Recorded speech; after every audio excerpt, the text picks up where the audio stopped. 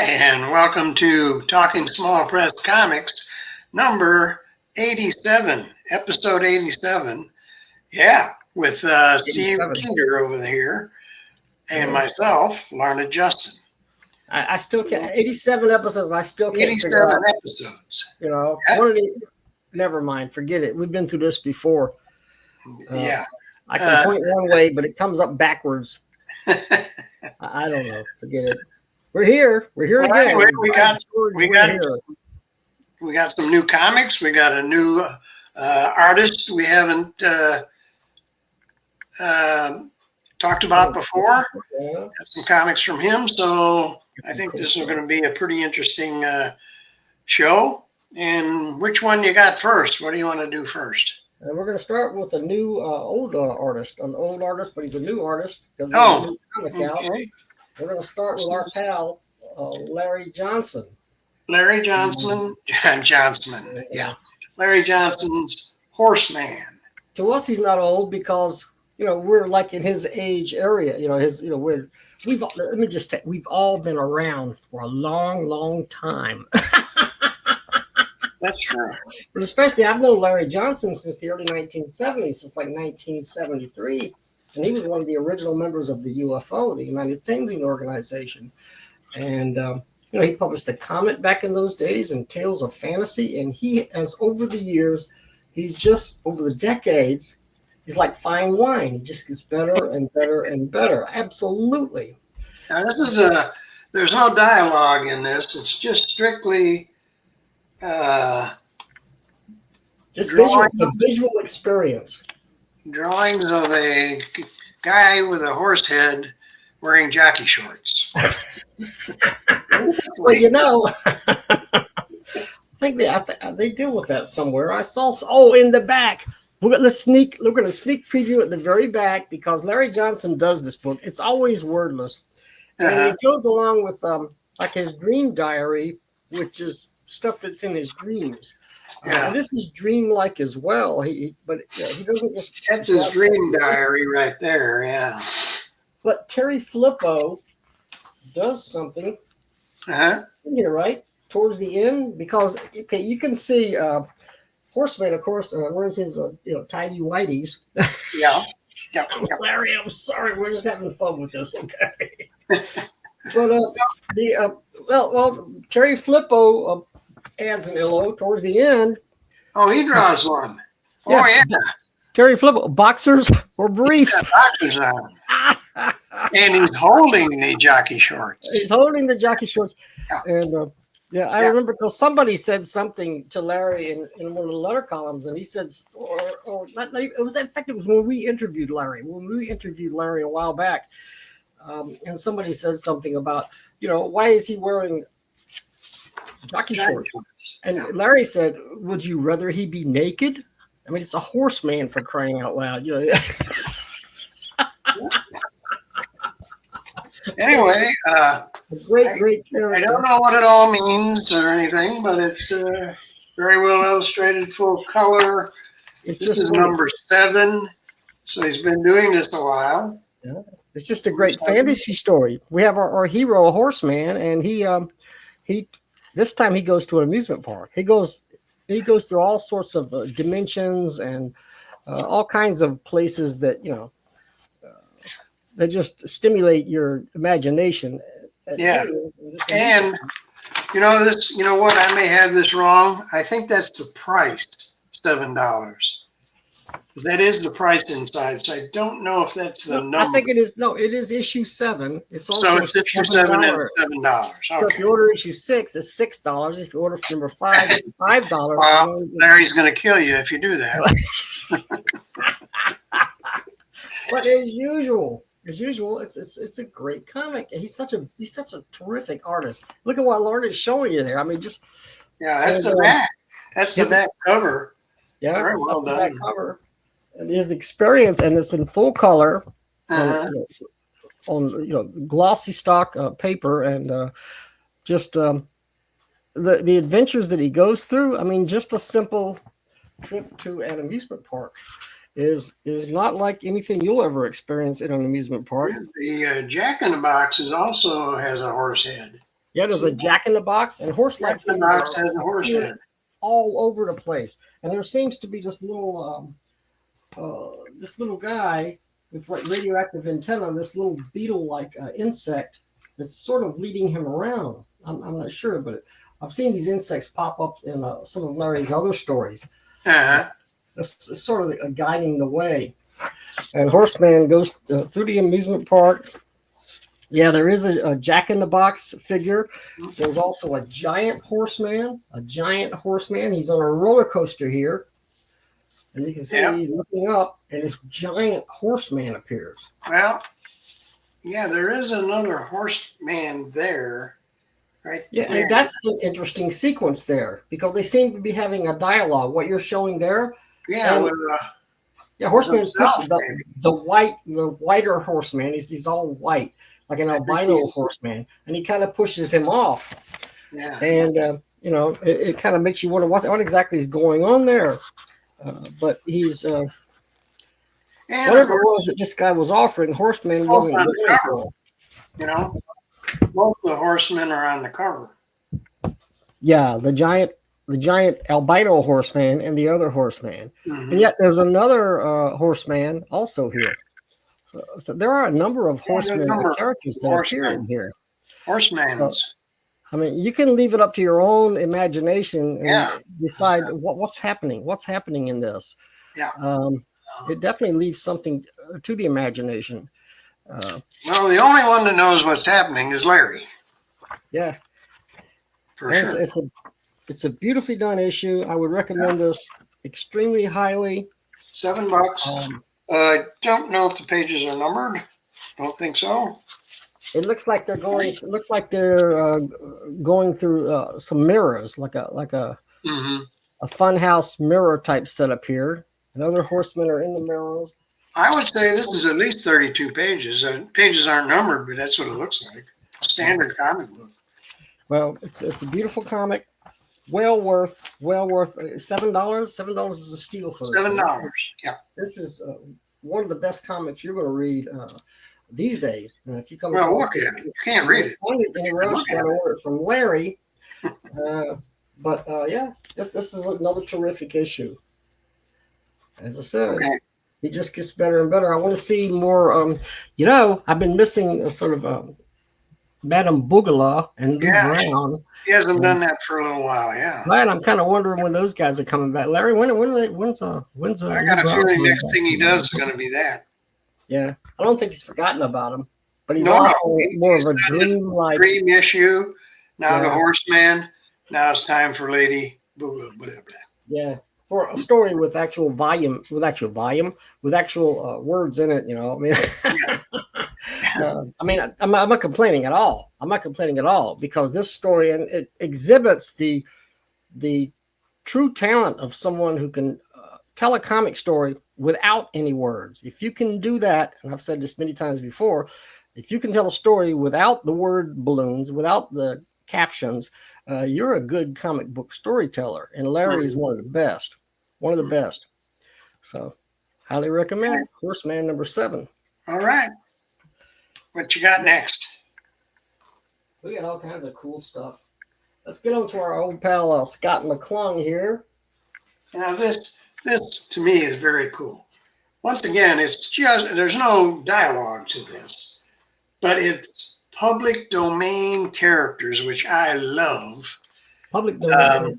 That anybody can draw now because they are public domain. Yeah. And it tells you in the back, I think it's the back, who they are. Yeah. He will tell you who they are, what page they're on. Yeah. But they're fully illustrated. Look at that. Look at the illustrations there. Yeah. In the back and in the front also, here's a character called the Spider, who originally appeared in a pulp magazine in 1933. See, that's cool. I like that. And now anybody can do that. Anybody can take that character and draw. You're not going to probably draw as good as Scott, but you can draw them. I kind of got a laugh out of this one. This is ancient. I am Blur, the dictator of Uranus. Oh, I'm not going to. There might be a double entendre here. I don't know, but it was something that was created way back in like the 1940s by Dick Sprang. Dick Sprang, yeah, he did Batman and stuff. In Price Comics #1, June 1940. He also gets into Dick Briefer's version of Frankenstein. yeah, this is also 1940, right here. Yeah, 1940s. I read up on this before. Dick Briefer, actually had a newspaper comic strip with Frankenstein. oh, okay.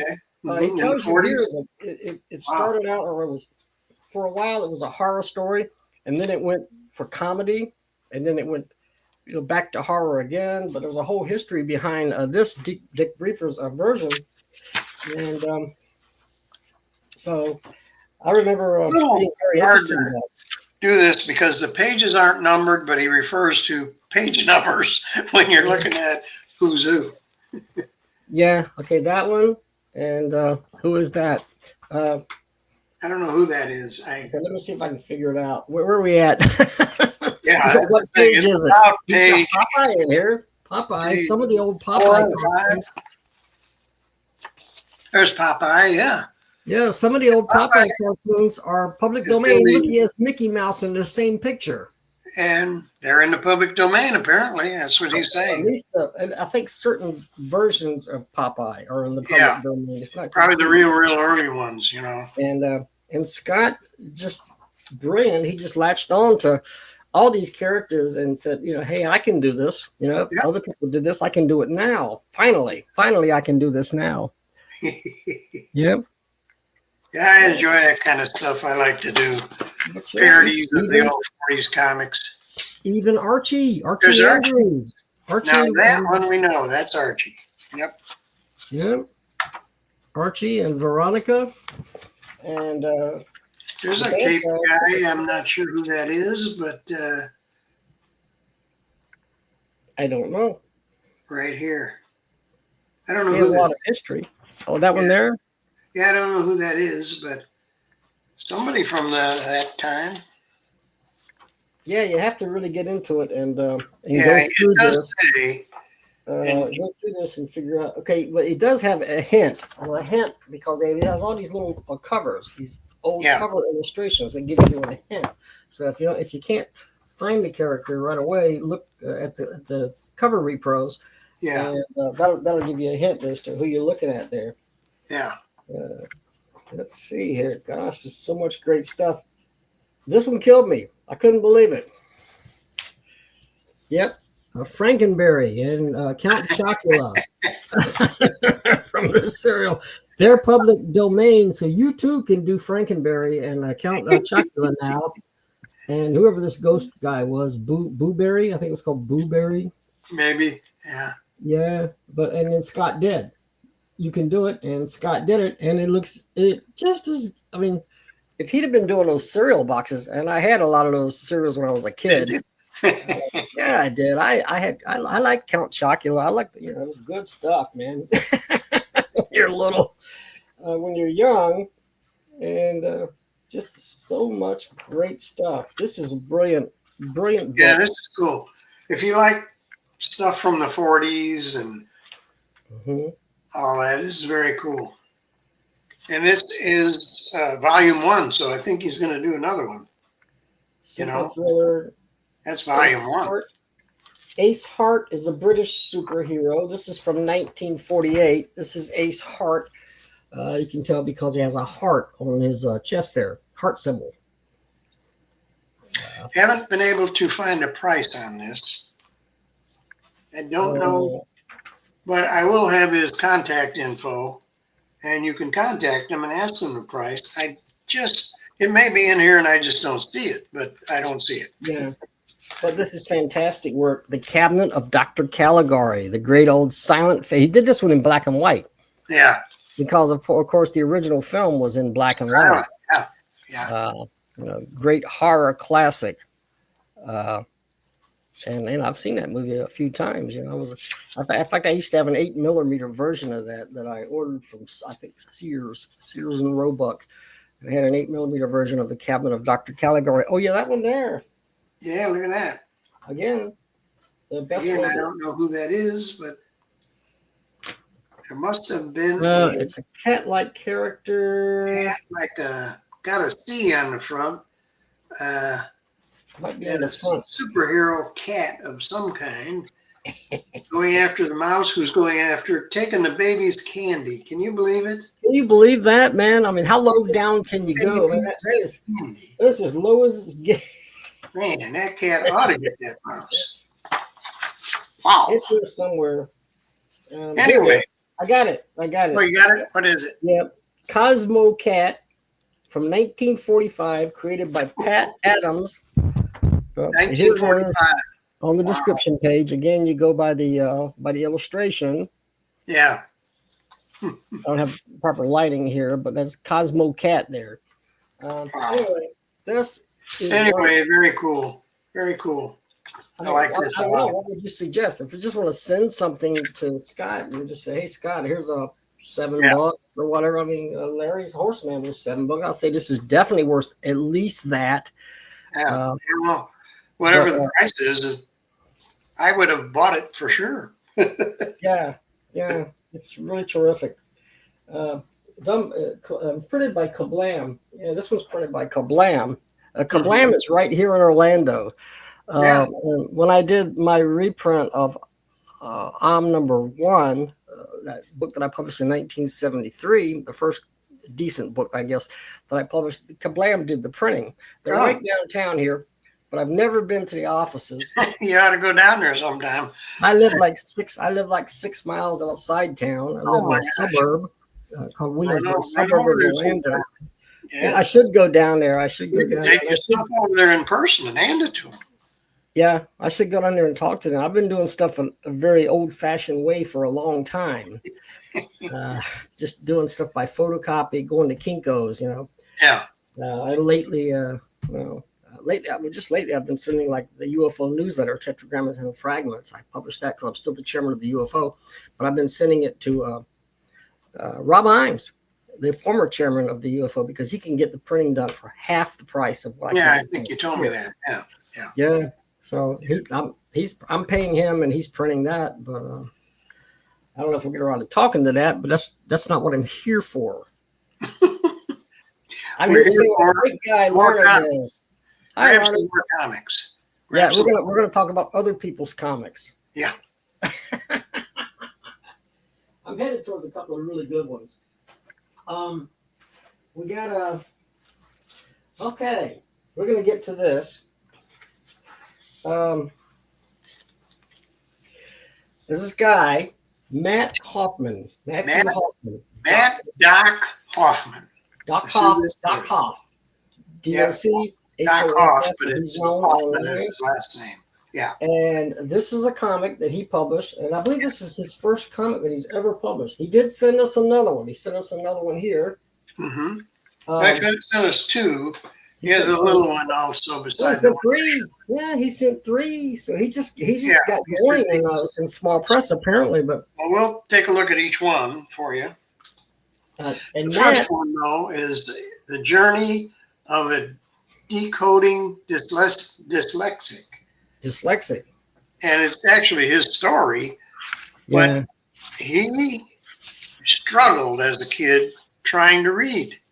And finally figured out he was dyslexic. But he's been able to, through pictures, he can decode what the picture means and he can read it. When he was a kid, he was doing this. So that led him to comic books. That was the best thing for him to read was comic books. And he tells you the entire story in this comic book. Of what he went through, the whole thing. Pardon me? His dad and his granddad introduced him to comics, especially Gasoline alley, which is from way back. Saw that he could look at Gasoline Alley and understand what was going on, but he couldn't read it very well. But comic books really helped him. And he tells the story of when he was in grade school, when he was in the very early grades, and the other kids would just laugh at him, make fun of him and everything because he couldn't read the stuff. They're laughing at him because he can't make out the words on the blackboard. Right. Everything's all mixed up and jumbled. But over the years, he was able to help. Yeah, he was able to do it. The amazing thing is that it was comic books and comic strips that helped him to escape that prison of being dyslexic and helped him to put things together. And he's trying to help other people with this book to show them what can be done, what you can do. So this book is important, for people that suffer with dyslexia, which I can't even pronounce. Here's his dad showing him a comic book. Gasoline Alley. Gasoline Alley. Have you ever heard of Gasoline Alley? And this was a game changer. This changed his life. It's really amazing, this story. It's very poignant, for someone's apparently his first comic. I think this is the first thing he's ever published, but it's a great book. It's really, I'd have to recommend it. We've already had a couple of great books that we talked about, Horseman. Oh yeah, this is really cool. Right up there. Yeah. So, and he talks about on the back. He kind of tells you about it a little bit on the back here. So, yeah. What a story. I've read this book like 3 times now. I read it a couple of times yesterday. Then he completely changes gears with Sammy the Shut-In here. And what he does here, he uses Greek mythology to guide this story about Sammy. It's amazing. Yeah. Well, that's the introduction guy there. That's the guy that introduces the story. Alistair Crumb, based on Alistair. Who's that guy? Alistair Crumb. It was based on a real guy. He did Masterpiece Theater on television. Yeah. Alistair somebody. He introduces the entire story here and explains that it is, Greek mythology. And what Doc does is in the panels on the side, he gives you the mythology, and then the picture is that mythology kind of happening today, more or less. It's a little bit of a stretch. I mean, you got to stretch it a little, but he shows that that's happening today. Well, the characters that he chooses to represent the Greek characters, they're kind of they're kind of urban, kind of poverty, urban, and Styx, who was someone who introduced you into the River Styx before you die. But here she is. She's represented by his mom, and she's no beauty. She's no beauty. Not in this story. And she's, of course, hollering at him because he's bummed just like his father. Yeah, there she is. Look how gorgeous. I mean, smoking a cigarette. Yeah, that's her down there. And she explained her father wasn't who he thought he was. And she says that, no, it's somebody else. I met him. I met that bum at work down at the docks. And what did she say? She says there was things that she did.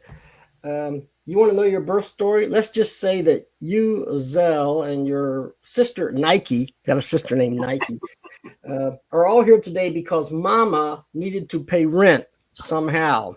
So Mama did what she had to survive and to pay the rent. And that's one of the stories, one of the things from this story that you walk away with is that some people do what they have to do to pay the rent. Here's this character. And I believe he's wearing the Nike shoes, this guy. Yeah. I have some of those in my closet, but I never had an adventure like this.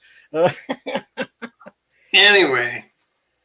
Why did you name your sis Nike? Because that's what your so-called father was wearing when we received payment, in quotations, for rent. Yeah. And he does say he did send an accompanying nice very small print, but he sent this along with the comics to kind of explain a little bit. Yeah. But because he says he kind of lost track of the Greek mythology toward the end of this book. Well, he said this changed on him. This explains things. And also, he sent this to the members of the UFO when he was applying for admittance into the group. And by the way, he did get admitted like super fast immediately. The guy's so good. We he gives a lot of credit to the Sequential Artists Workshop that's run by Tom Hart. Right. He's a member. Here it is. I put an ad on. Right there. And he gives them a lot of credit for, helping him along and, just inspiration. I think both of these comics came out this year. So this is like, definitely there's an influence there from Tom Hart and the Sequential Artists Workshop. Right. Yeah. And the workshop, the Sequential Artists Workshop, does a free class every Friday night that anybody can go to. It's free. It's presented by a cartoonist, published cartoonist, somebody different every time.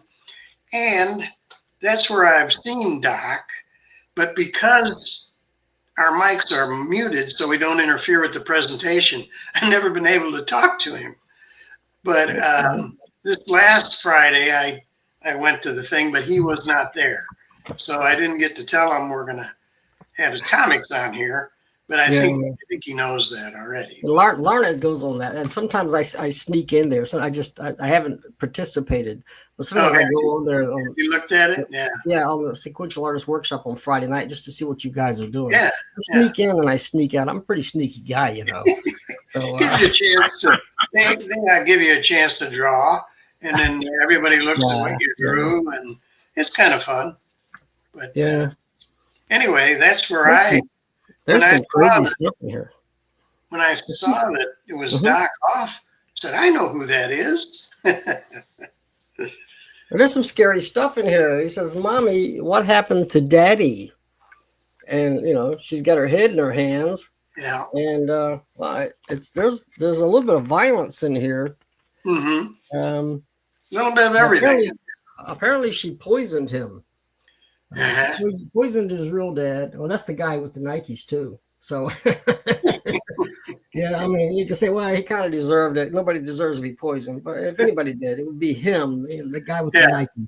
Look at this artwork; it's just great. Can you believe this guy has dyslexia and he's doing work this nice, this beautiful? You know what I like his logo, Doc Hoff Comics. Doc Hoff, simple. I just like it. It's just cool. Yeah. My camera won't. There you go. You can see it there. Yeah, and I had to find it on Facebook. I went on Facebook and I typed in Doc Hoff. Guess what? There's a bunch of Doc Hoffs out there. He's not the only Doc Hoff, but he's the only one that we care about. He's one. Yeah. And he also sent this little mini called Silent Man, which is Simon and Garfunkel's Sounds of Silence, illustrated. Yeah. He illustrated the Sounds of Silence. With his own characters. Yeah. Each page is a verse from the song or a few lines from the song. And he does the whole song. The moodiness, cartooniness. Mm-hmm. It's nice. It's nice. It's pretty neat. One of the greatest songs ever written, if you ask me. Oh, yeah. Oh, yeah. It's a brilliant song. Anyway.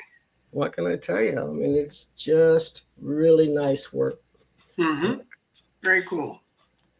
He adapts that song, that beautiful song, just to the story of a mundane guy. Here he is, like mopping the floor. I don't know, the Sounds of Silence. You have to read it to understand it. Yeah. It does make sense. In the context most everybody's familiar with the lyrics to that song. So yeah.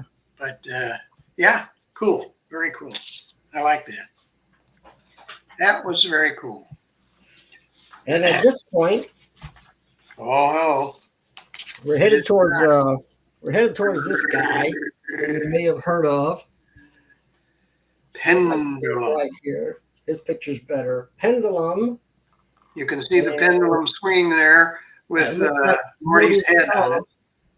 Steve Willis, a jam comic again.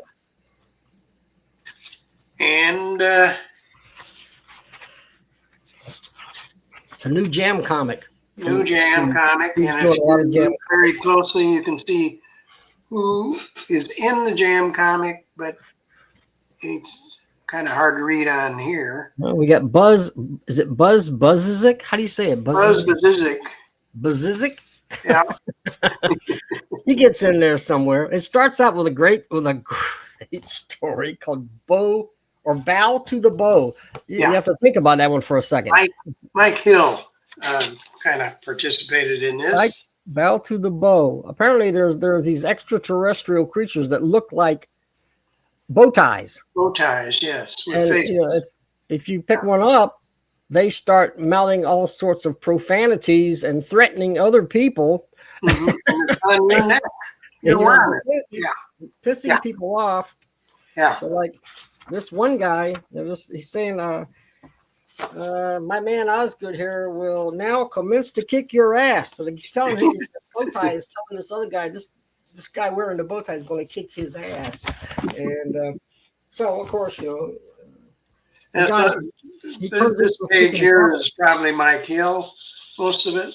Mike Hill, yeah. Yeah, and then it goes back to Steve Willis, and it goes back and forth. That's how his jam comics work. Yeah. And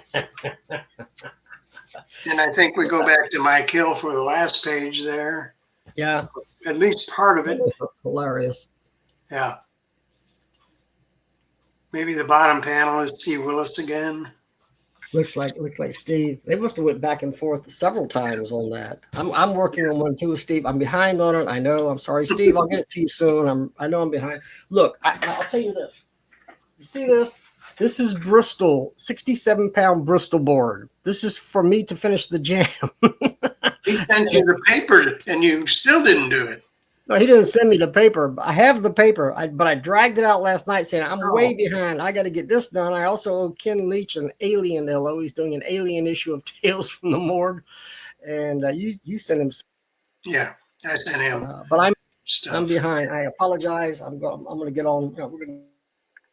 Whoops, you're breaking up a little there, Steve. This week. Yeah. Hello? Uh-oh. You're breaking up. You broke up a little.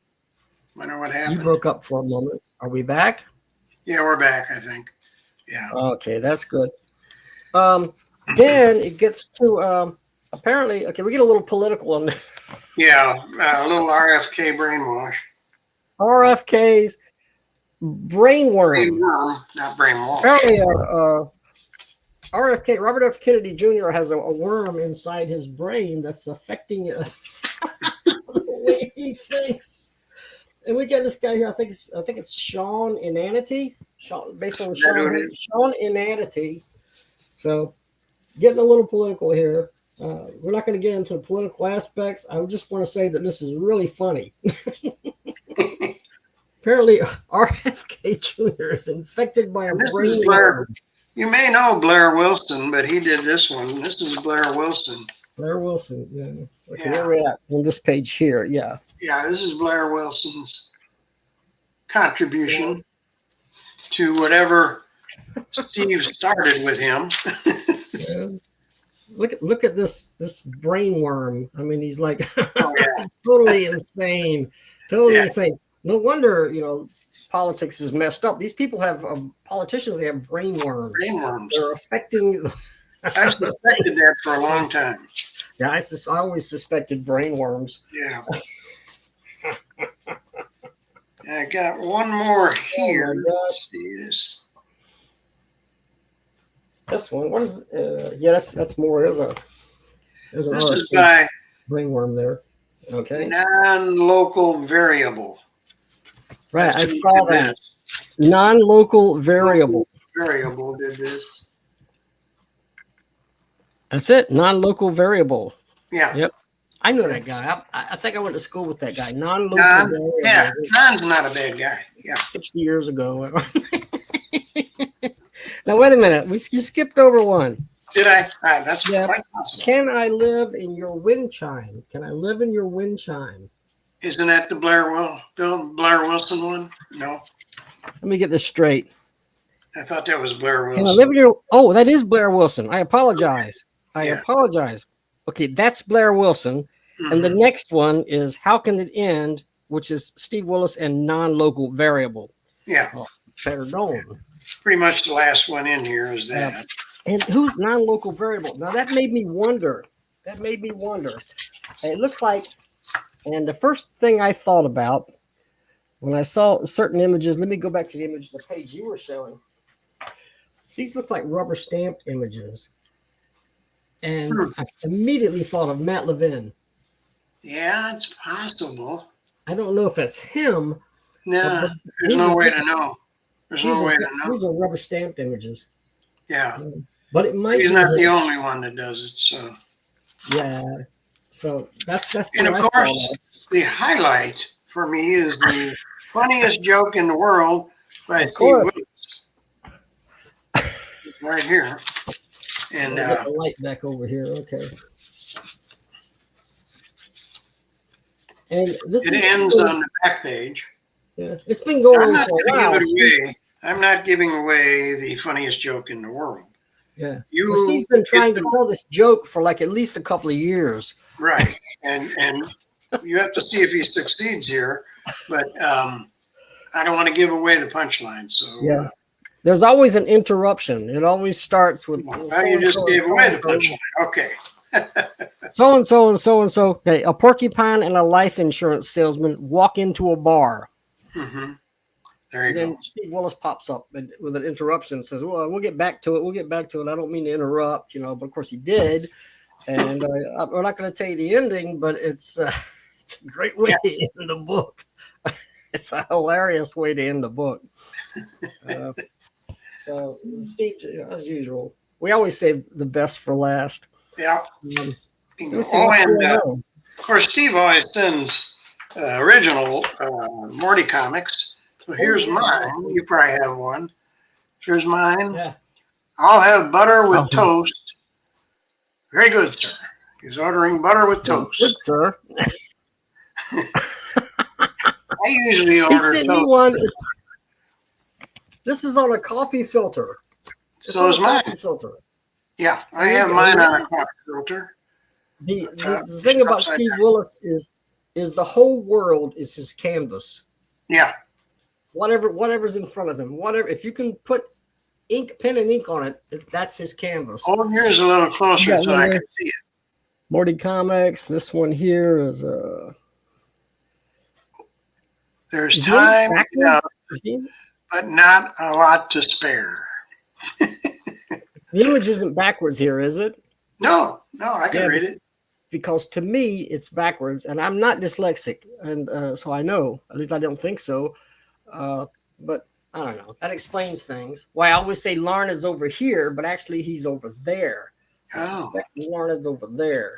Okay. It's just my computer. There is an adjustment for that. I know I've adjusted it before. What happened? You ever notice? If you adjust something, you fix something on your computer. 2 weeks later, it goes right back to the way it was before. And I better mention Steve Willis, Steve Keeter, Willis did that. UFO. The TF newsletter is out. The new one, really thick. Fragments. Yeah, and a cover by Joe Eli Corrales. Yep, Joe Corrales the third. And a back cover by, guess who? Oh, doesn't that look familiar? Horseman. Larry had one more Horseman page left, and he gave it to you.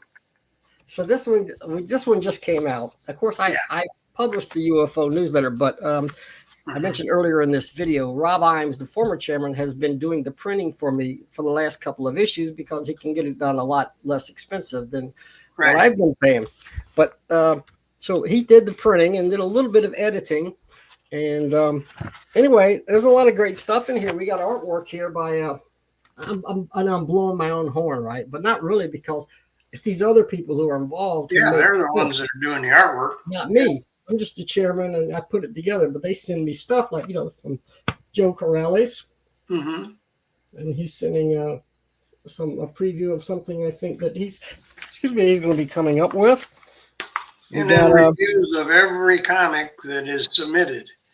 Right. Everybody sends in reviews. Everybody does a review of every comic.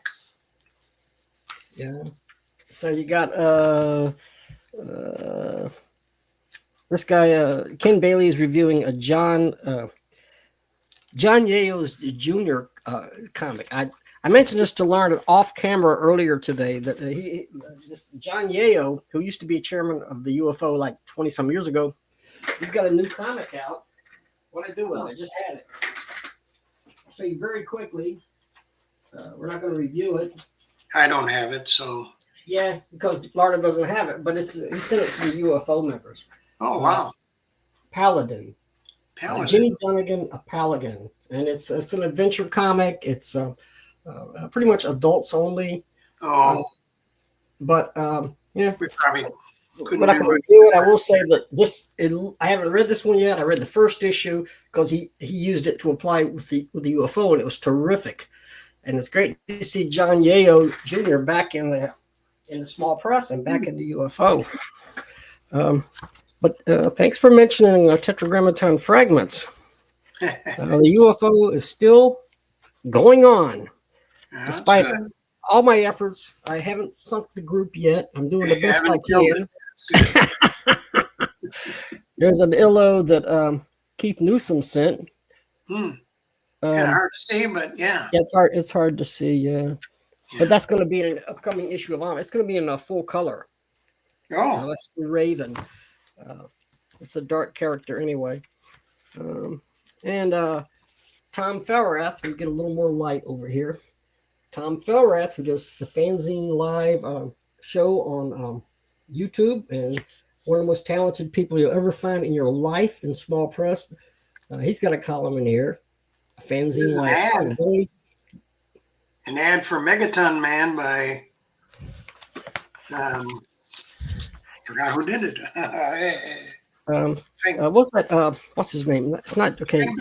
Megaton Man is Don Simpson. Don Simpson, boy, went right out of my head. Dandy Don Simpson. Oh yeah, he is. Look at this. Yeah. And that's Joe Corrales putting that in there, so that's an awesome comic. So if you want to, this issue is what, 64 pages long? No, I don't know, but it's big. 64 pages long. If you guys want to order it, you can order it from me. It's for just for a copy. It's $3 for non-members to get a copy. Wow, that's nothing. That's good. And you'll get to see a lot of cool stuff from a lot of the finest talents in small press. Some of the best people ever in small press have been members of the UFO, and we're on issue 279. Wow. You think the number of videos that Larned and I have put out is impressive? This blows it away, man. It's been going for like 60 years, almost, a long time. Yeah. But yeah, so you got a lot of great people. Columns by Larry Johnson and John Muller, another great talent. Verl Bond, and on and on and on. Yeah, I even have a column in there. If you get bored of reading everybody else's columns, you can check mine out. So let's check this guy out, see what he's doing. This is another Keith Newsom Millo, and it's another cover. It's in black and white here, so it may look a little muddy, but that's a potential front cover for my comic book zine, Like I publish and Mantra. Mantra is a lot of different stuff, text stories and everything. Is strictly comics. And this, if you see the color version, you go like, wow, because Keith Newsom is such an incredible lightning talent. coming out of there. Yeah. Yeah. So cool. When will that be out? Sometime this year. I got another issue of Mantra coming out sometime this year. What about the Beacon? You forget about the Beacon? As a standalone issue, we don't have any plans for the Beacon right now. Also, Sunwing, that's another character of mine that's had like 6 or 7 issues. And Scott McClung drew 1 issue, but Larry Blake drew all of the rest of them, or Dear Departed Friend. But Mantra, this was number 13 that I published a couple of months ago. And a couple Yeah, we more reviewed months, that. Yeah. We reviewed it, but the next issue is going to be out in a couple of more months. So this is priority. Okay. After that, we're gonna look at So I want to get back. The one thing about having Rob Imes help me out with the printing for Tetragrammaton Fragments for the UFO newsletter is it frees me up, gives me a little more free time that I can work on my other books. Because publishing TF bi-monthly every year, it can be kind of a chore, if you have to do all the work. But I just send the scans to Rob, and Rob's been doing the printing lately, and it frees me up. It gives me a chance. I want to try to get some new comics out this year. Oh, good. Always good. Yeah. Well, thank you. Now you've interviewed me. Yeah. We're taking care of all that. Yeah. And I will say this. Now, if you want your books on here, pretty simple. You send 1 copy to Steve and 1 copy to me, and we will get your comic on here if you do comics. If you don't do comics, I don't know why. But anyway. At least read them. Yeah. Order them. Yeah. So anybody that you mention here, order their comics and support these guys, because they're not doing it for money, but the money helps. And they're doing it for the love of the medium of comics and small press. And also remember to subscribe to us and hit the notification bell, because we have an irregular, we never know when we're going to be able to have another show. We would like to do an interview maybe next. So we're talking together here. We're open for suggestions. Is there somebody you know? Yeah, if you have a suggestion, put it in the comics. If you want to see somebody interviewed that we haven't done yet, put it in the comments, and we'll certainly give it a try. Take a look at it, definitely. So we're looking to do some interviews. We want to fill in. We want to have an episode fairly often, so an interview is a good way to do that, because it takes a while to get comics. People have to draw them first, so it takes a little while. If you subscribe to this channel, if you're the first one that subscribed, I will send you 20 Philippine pesos. Oh my gosh! 20 pesos. Does it include a ticket to the Philippines to spend it? No. Oh. The 20 pesos is like a half a penny in the United States, but but still, it's cool, right? Well, yeah, of course. Well, if you want, I just had that sitting here, so I couldn't resist. Yeah. Anyway, I think we're done with this episode. So I think we'll say goodbye.